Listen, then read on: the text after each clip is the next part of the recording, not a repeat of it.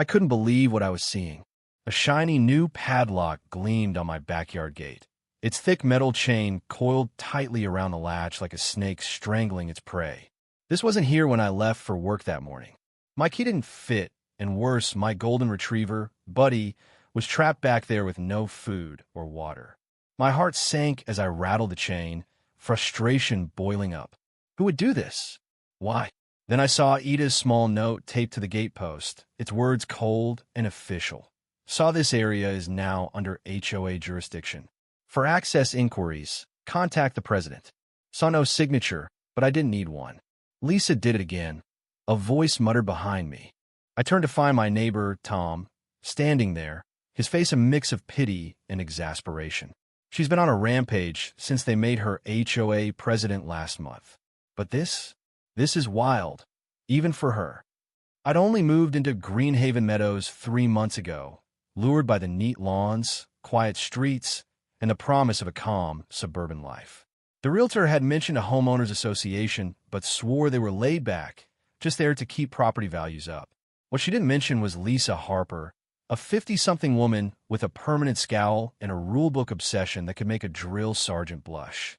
My first week, I got a typed notice about my trash cans being VY Cybel outside pickup hours. Week 2, an email scolded me for my grass being a 1/4 inch too tall. I tried to play nice, adjusting to the rules even though they felt over the top.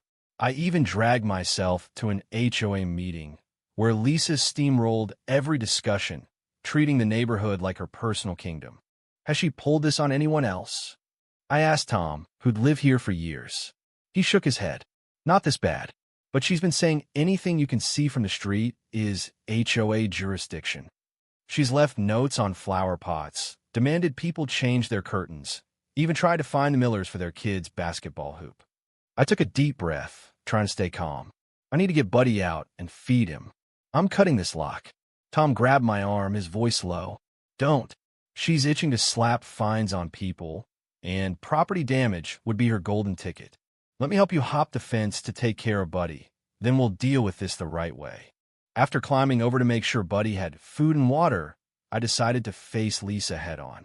Her address was in the HOA directory, and her house was impossible to miss. Perfect lawn, shrubs trimmed like they'd been measured with a ruler, a mailbox so polished it practically glowed.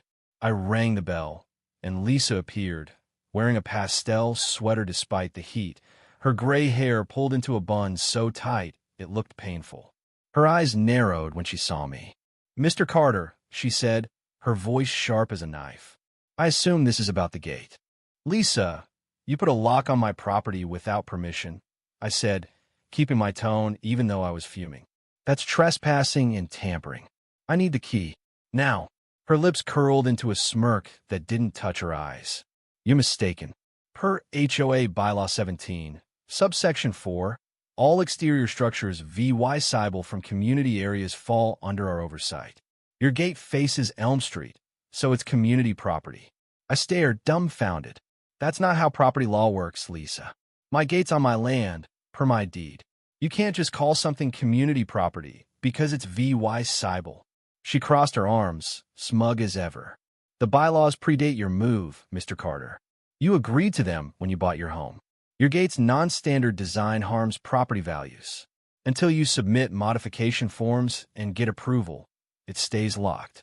My blood was pounding in my ears, but I held it together. Lisa, I'm asking one last time. Give me the key. She smiled, patronizing. I can't. Appeal at next month's meeting. Use your front door like everyone else. Then she shut the door in my face. Walking home, I realized this wasn't just about my gate. Lisa was tightening her grip on the whole neighborhood, and people were too scared to fight back.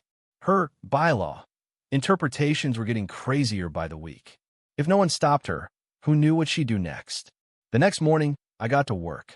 I snapped photos of the lock, my property line markers, and dug up my deed, which clearly showed the gate was mine. I also found out her Bylaw 17 was about holiday decorations, not gates. The real game changer came that afternoon. My neighbor, Mrs. Lynn, a sweet older woman who spent her days tending her garden, approached me as I took Buddy out the front door for a walk.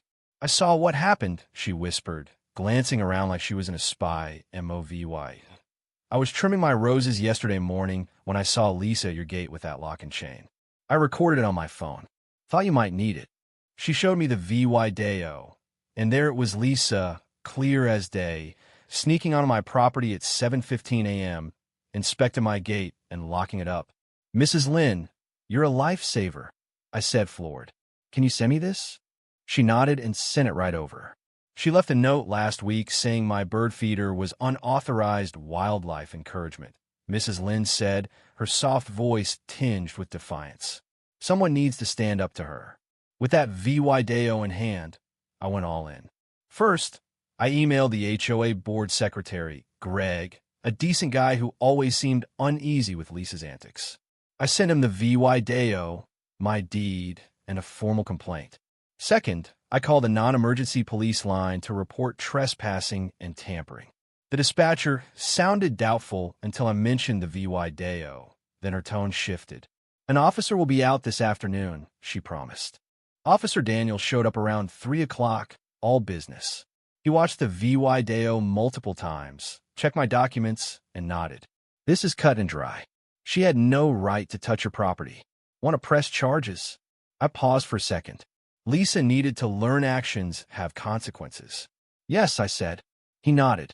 I'll remove the lock as he denke and talk to Mrs. Lynn to confirm the video. Then we'll sit Ms. Harper. I didn't have to wait long for the fireworks. 2 hours later, as I was fixing my gate's latch, I heard a commotion. 2 police cruisers sat in front of Lisa's house, lights flashing silently. Neighbors were creeping onto their lawns, whispering and staring. I couldn't help myself. I walked down to watch from a distance. Lisa stood on her porch, while VYing her arms as Officer Daniels showed her something on his tablet, probably the video. Her voice carried, shrill and furious. This is absurd. I'm the HOA president. I was inspecting as allowed by the bylaws. Daniel stayed calm, saying something that made her face twist from anger to shock. When he pulled out handcuffs, her jaw dropped. You're arresting me? Over a sawlock saw. Do you know who I am in this community? She shrieked, loud enough for the whole block to hear. Ma'am, you're under arrest for criminal trespass and tampering with private property, Daniel said, cuffing her as she sputtered. You have the right to remain silent. The neighborhood went dead quiet as Lisa was led to the cruiser, her protests turning desperate. This is a mistake. That gate breaks code. I was protecting property values. Someone call my lawyer. As the car drove off, Greg from the HOA approached me, looking equal parts relieved and mortified. We just had an emergency board meeting, he said. Your denke was undeniable. Lisa's actions were unauthorized and against our actual bylaws. She's out as president, effective immediately. But the story didn't end there. 3 days later, the district attorney's office called. Lisa faced charges for trespassing, tampering, and get this, falsifying HOA documents. She'd been tweaking bylaws to justify her crusades against neighbors. With no prior record, she was looking at a $5,000 fine and 2 years probation, no jail time. The cherry on top came during a county property inspection. Turns out, Lisa's pristine white fence was 2 feet onto community green space, a rule she'd hammered others for breaking. She'd have to tear it down at her own expense and do $8,000 hit. Word is, when she got the news while signing her probation papers, she went so pale people thought she'd pass out right there in the courthouse.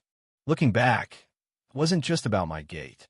It was about one woman's power trip and a neighborhood too intimidated to fight until one video and a fed-up newcomer changed the game.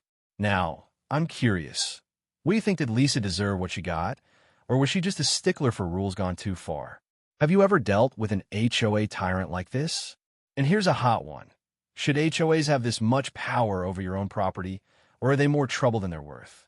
Drop your thoughts below, hit that like button if this story got you fired up, and subscribe for more wild neighborhood sagas.